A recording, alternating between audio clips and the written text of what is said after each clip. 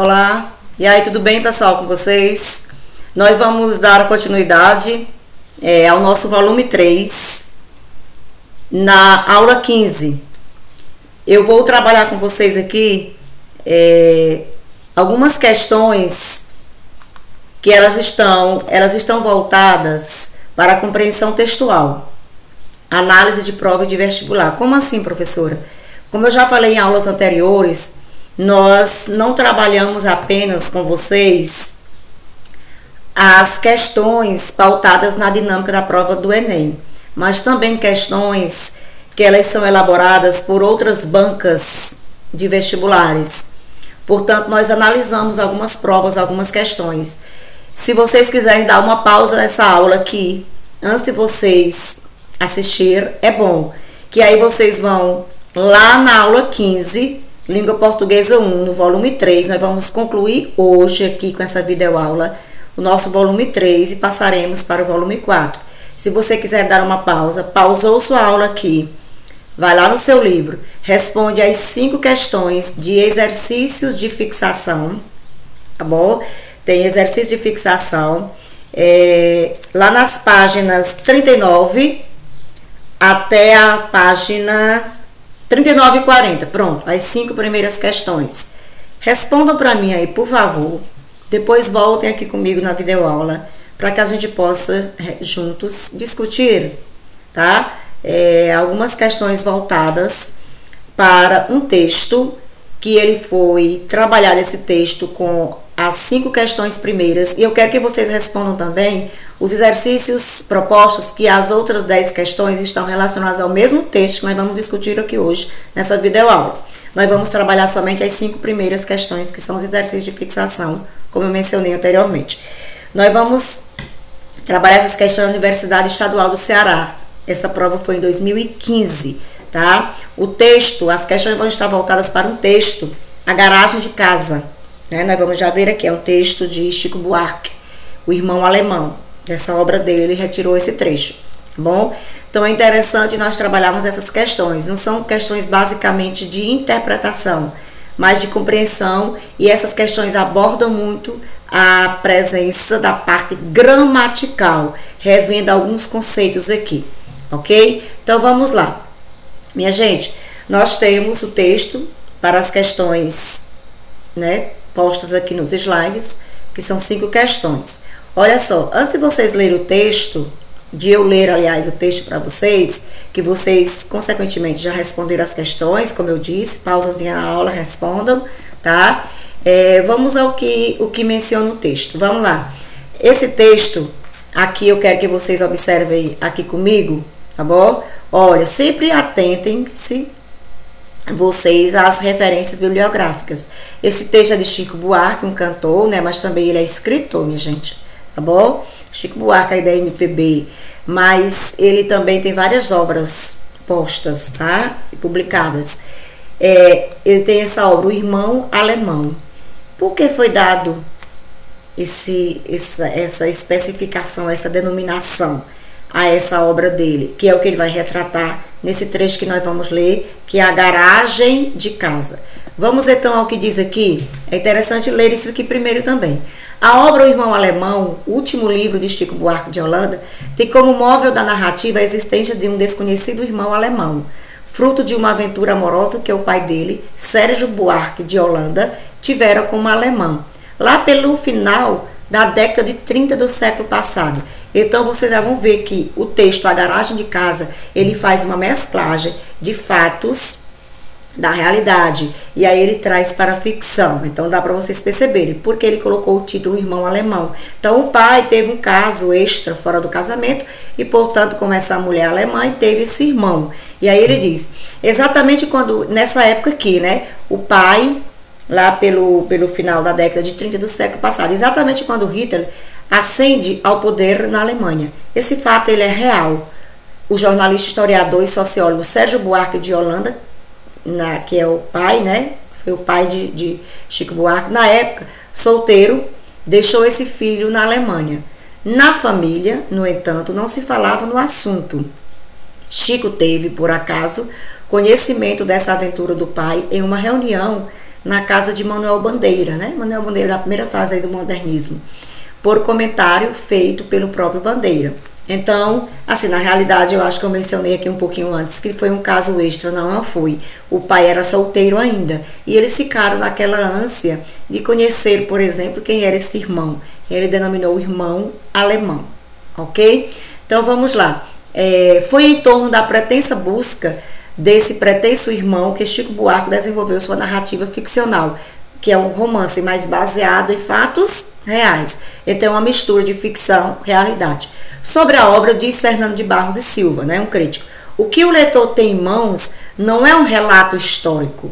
Realidade e ficção estão aqui entranhadas numa narrativa que embaralha sem cessar a memória biográfica e ficção.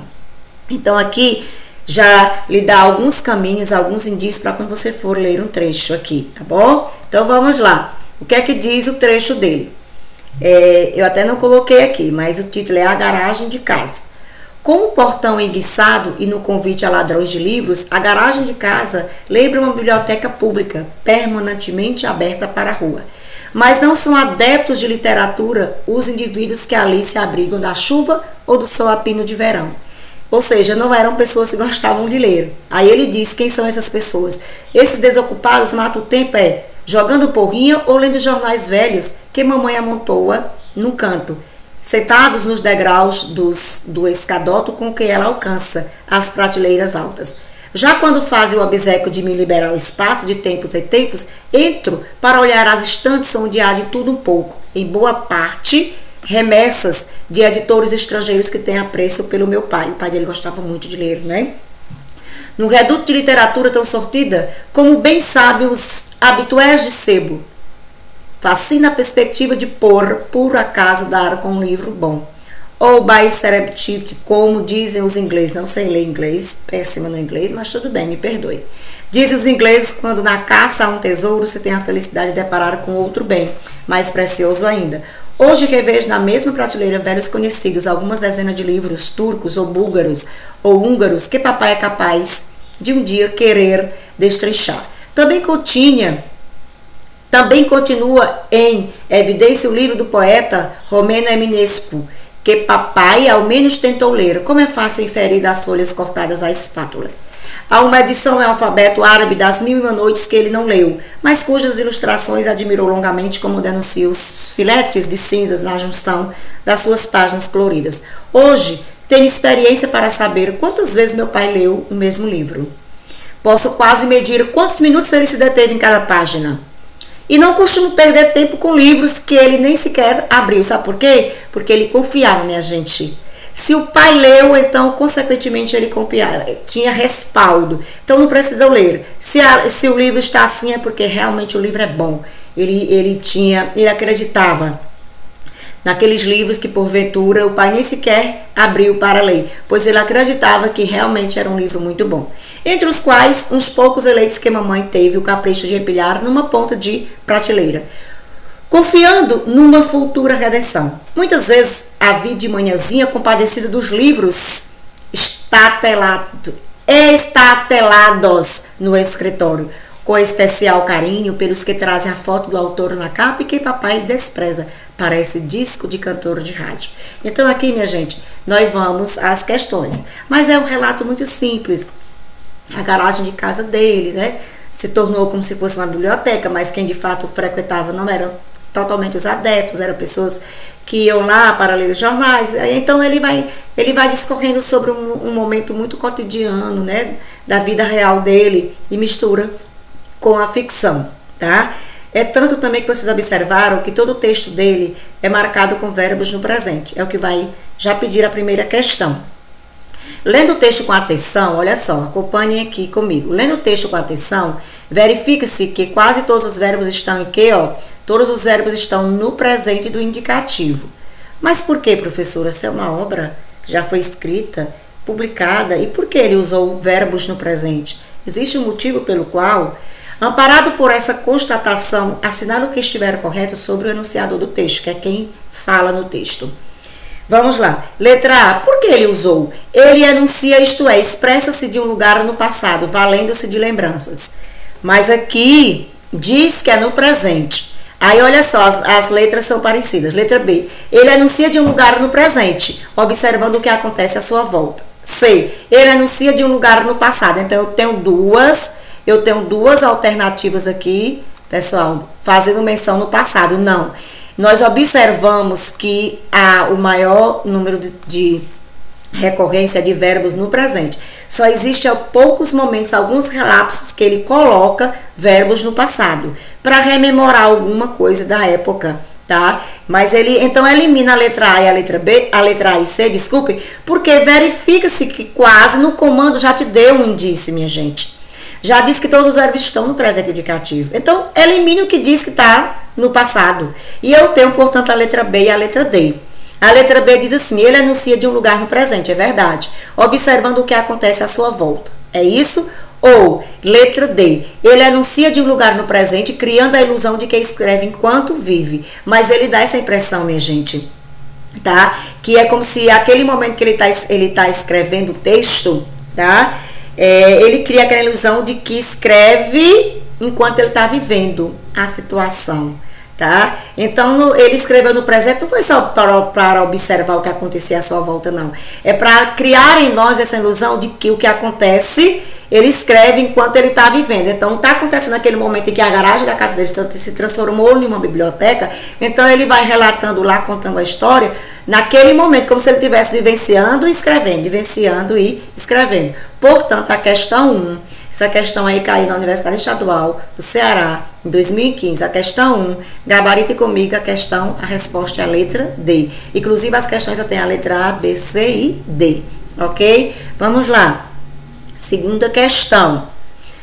Questão 2. Sim, antes de nós continuarmos, pausa. Como nós já temos essas aulas postadas na plataforma, se vocês tiverem dúvidas, vocês coloquem lá, tá? A gente chama de live chat, não sei, pronúncia chat ou chat. E vocês podem, de acordo com a videoaula, vocês vão assistir, aí vocês podem fazer algum comentário e me perguntar alguma coisa. Então vai ser um momento de interação, tá? Essa aula, quando for postada na plataforma, fiquem à vontade para tirar as dúvidas, caso vocês não tenham entendido o porquê da resposta correta. Combinados assim, pessoal? Ok. Então, questão 2. Apesar de, em número muito menor, o pretérito perfeito indicativo. Então, o passado, tá bom? O passado. Tempo da narrativa tradicional está presente no texto. Por quê? Porque o uso do verbo no passado é um artefato usado pelas narrativas tradicionais. Geralmente aconteceu, né? Eu vi, eu peguei, eu olhei, eu li os livros do meu pai. Então, geralmente, as narrativas elas se pautam no tempo passado. E essa quebrou um pouquinho o paradigma. Ele escreve como se ele estivesse vivendo aquele momento. É o momento que ele vive e ele escreve no presente. Então, quebra um pouquinho esse paradigma. Então, existe um pretérito perfeito aí, não muito recorrente, pouco recorrente na narrativa que nós lemos, a garagem de casa.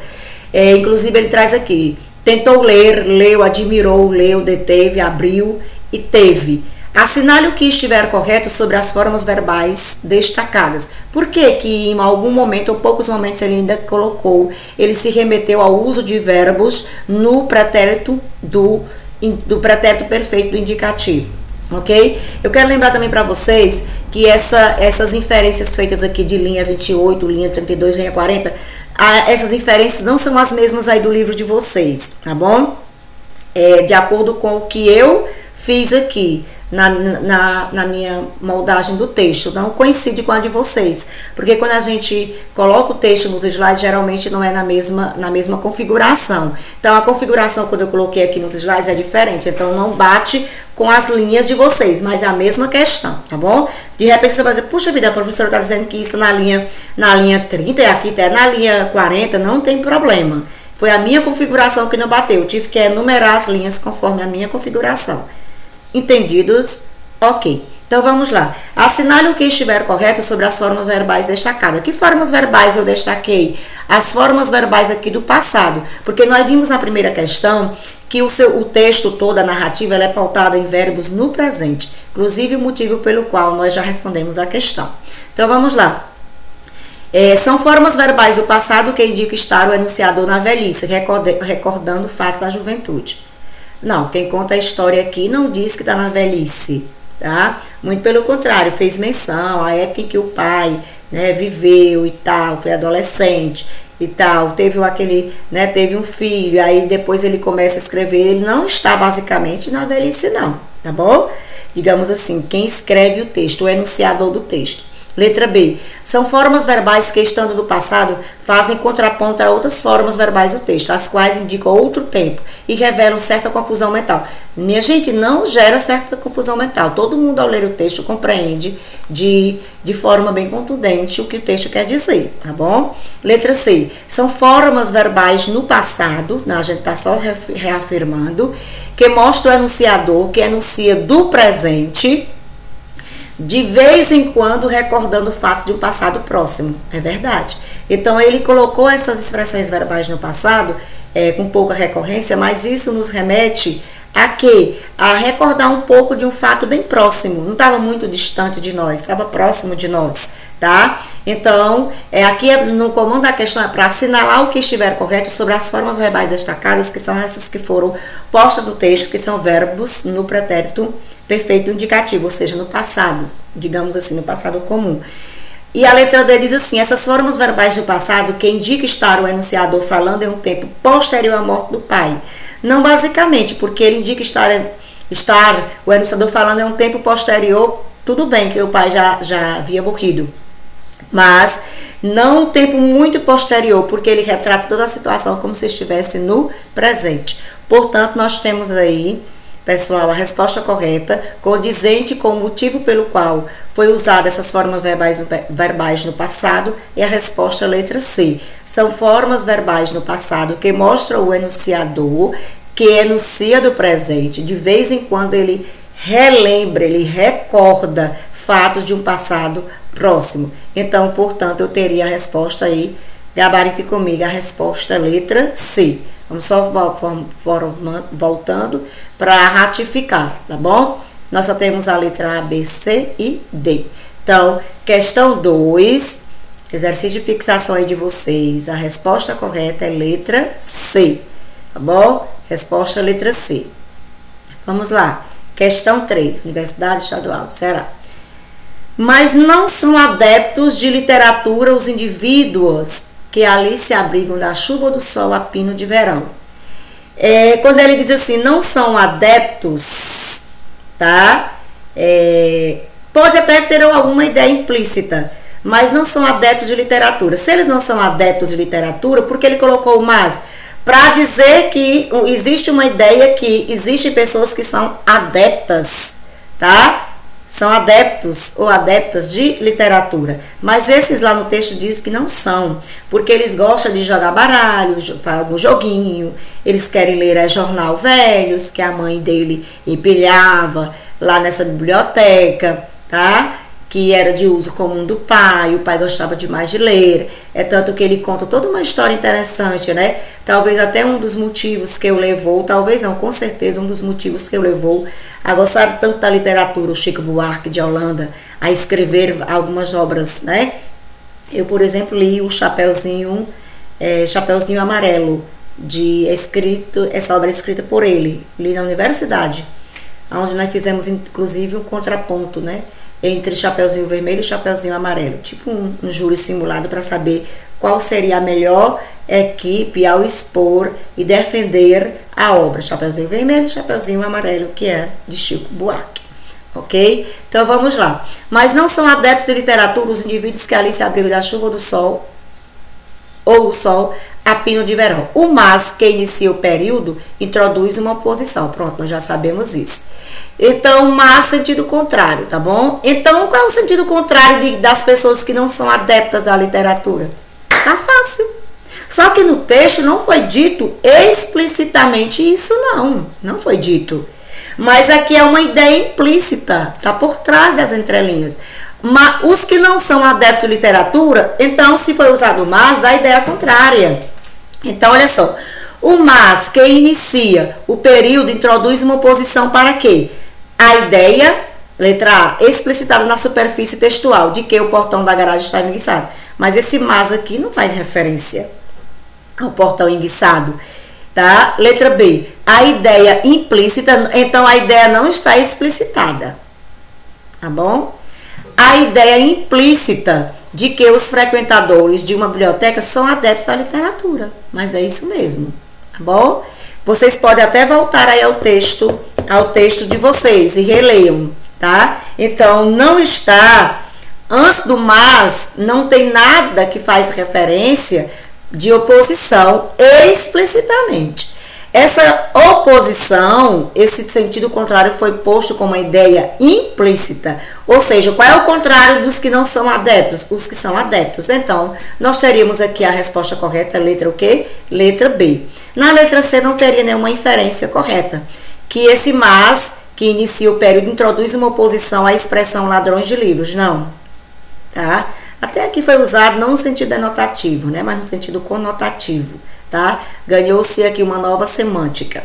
E a letra D, a ideia implícita de que os frequentadores de uma biblioteca não são ladrões de livros. Não é isso que faz referência. Então, aqui, a ideia implícita, tá? O mas, que inicia o período, introduz uma oposição. Para dizer que, qual é o contrário dos que não são adeptos? Os que são adeptos. Só que essa ideia, ela não está explícita, ela está implícita. É você que tem que trazê-la à tona. Essa questão, ela é gramatical, mas ela também é voltada para o campo da interpretação. É o que você conclui, são as inferências, são as conclusões que você faz mediante o texto. Porque não está dentro do texto, essa compreensão, essa interpretação, ela está fora do texto. São as ideias implícitas, são as ideias subentendidas. Então, essa questão, além de gramatical, vou frisar de novo, ela é de compreensão textual. É preciso que o aluno tenha essa habilidade, tá? De trabalhar isso. Mas o que não é adepto, não é. Então, sentido contrário. Portanto, nós temos gabarito aí correto, a letra B. Vamos à questão 4. Atentem às afirmações sobre o processo referencial que se realiza nas primeiras linhas do texto. O que é o processo referencial? São aquelas palavras que fazem menção ao que já foi dito ou palavras que fazem menção ao que vai ser dito. Geralmente são os pronomes demonstrativos, por exemplo. Então, nós chamamos de anafóricos aqueles pronomes que fazem referência ao que já foi dito, né? Isso, então, é porque foi dito, tá bom? Isto é o que vai ser dito. Nós chamamos de pronomes que fazem referência ao que já foi dito, de anafóricos. Pronomes que fazem referência ao que vai ser dito, de catafóricos. Lembre que eu já mencionei isso em aulas, porventura, aulas anteriores, ok? Então, isso faz referência aos pronomes demonstrativos dentro do contexto, dentro da questão textual, ok? Então, a expressão referencial ladrões de livros, lá na linha 2, não é a de vocês, é no slide aqui, é retomada pela expressão anafórica adeptos de literatura, ok? Então, ladrões de livros, eram os adeptos da literatura? Eu acredito que não, tá bom? Ladrões de literatura, com o portão enguiçado, olhem comigo no texto de vocês, com o portão enguiçado no convite a ladrões de livros, mas quem são esses ladrões de livros? Então, as expressões ladrões de livros, ela retoma? Não, ela não retoma. Ela não retoma, porque ainda não foi nada mencionado. Esses adeptos da literatura vai ser dito ainda. Então, a questão 1 vocês colocariam falsa. 2. A expressão referencial, os indivíduos que ali se abrigam da chuva ou do sol a pinho de verão, é retomada anaforicamente pela expressão esses desocupados. É verdade, vocês vão ver que esses desocupados vão estar mais à frente. E esses desocupados fazem referência a quem? A esses indivíduos que se abrigavam da chuva ou do sol a pino de verão, ou seja, que iam para a garagem dele. Então, esses desocupados é uma expressão anafórica. Retomo o que foi dito antes, vocês podem comprovar no texto de vocês. Então, o item 2 está correto. Item 3. No texto, o adjetivo desocupados tem forte teor argumentativo, isto é, tem força para influenciar o leitor. Sim, porque ele diz assim com tanta contundência desocupados, que são aquelas pessoas que porventura estavam ociosas e tal. Não é denegrindo a imagem daquelas pessoas, mas ele teve um poder muito grande ao usar essa expressão desocupados. Então, realmente o adjetivo tem uma força que influencia de certa forma o leitor. Então, portanto, nós temos aqui o item 2 como correto e o item 3 como correto. Tem alguma alternativa? Aí vamos lá, alternativa. As alternativas. Está correto apenas o que se diz em 2 e 3, 2, 1 e 3 e 1. Nós vimos que, voltando à questão, o que está correto apenas o que está em 1 e, aliás, o que está correto em 2 e 3. O que está em 1 não está correto. Portanto, a alternativa correta é gabarito A. Vamos voltar à questão. Está correto apenas o que está fazendo referência na expressão 2 e na expressão 3. Ok. Vamos lá, última questão. E aí, depois disso, eu quero que vocês façam exercícios propostos, frisando mais uma vez que a habilidade de responder questões, de rever questões, é uma tática que funciona, que vai contribuir para o melhor desempenho de vocês na prova do Enem ou em qualquer outra prova de vestibular que vocês estarão aptos a realizar. Ok? Questão 5. Considere a expressão a garagem de casa e o que diz sobre ela. Ok? É uma questão gramatical. O emprego do vocábulo casa sem a determinação do artigo definido, como acontece no texto, indica que é a casa da pessoa que fala. Muito bem, então se a determinação do artigo, por exemplo, não é a garagem da casa, é a garagem de casa. Então eu posso dizer assim, a garagem de minha casa. Então a garagem de casa quer dizer uma coisa muito familiar. Então indica que a casa é da pessoa que fala, a garagem de casa. Então o fato de se omitir o artigo aí antes da casa, porque se eu colocasse da casa, porque o título é a garagem de, não tem artigo a, junto com a contração, junto com a contração de, não tem, é de é só preposição de, se fosse da, seria a contração da preposição de com o artigo a, então a casa aqui não é especificada, e quando não especifiquei, implica dizer que a casa é o que? Indica que a casa é da pessoa que fala. Então, verdade, o item 1. Item 2. A introdução do artigo definido antes do substantivo casa, garagem agora, da casa, indicaria não só que o falante não é o proprietário da casa, ou pelo menos não habita, mas também que o referente casa, representado no texto pelo vocábulo casa, já aparecera no texto. Portanto, não seria novo para o leitor, realmente. Então, garagem da casa. A garagem da casa realmente não faz referência à casa do falante, tá? Então, não só que o falante não é proprietário, mas pelo menos não habita. E aí, representa, portanto, tá bom? Representando no texto, pelo vocábulo casa, já aparece no texto, portanto, não seria novo para o leitor. E o item 3, então, verdade aqui. Item 3.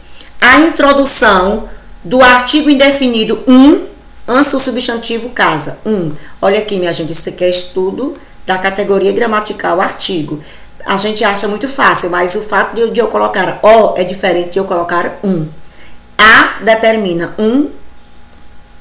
generaliza, indefine. Então, olha só, a introdução do artigo indefinido antes do substantivo casa, garagem de uma casa, indicaria que o referente casa, representado pelo vocábulo casa, ainda não aparecera no texto. Portanto, seria novo para o leitor. Exatamente, se eu dissesse garagem de uma casa, cria até uma certa interrogação. Que casa? Pode ser qualquer casa, tá? Então, ainda não apareceram no texto, realmente, portanto, seria um novo para o leitor. A garagem de uma casa qualquer. Então, se eu colocasse o pronome definido, eu não saberia que casa seria essa. Então, portanto, o que diz no item 3 está correto. Então, vamos lá. Está correto o que dizem? O que é que nós temos aqui? 1, 2 e 3. Portanto, gabarite comigo. Resposta, letra B.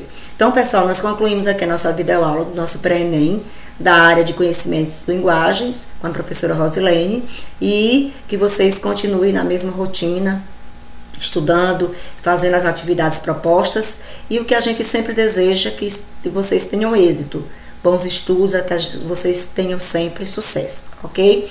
Então, na nossa próxima aula, nós teremos a sequência já com volume 4. Mas não se preocupe, antes de começar a nossa videoaula, eu sempre faço algumas observações para que vocês acompanhem comigo no material de vocês o conteúdo que vai ser trabalhado, ok? Pois um abraço e fiquem com Deus.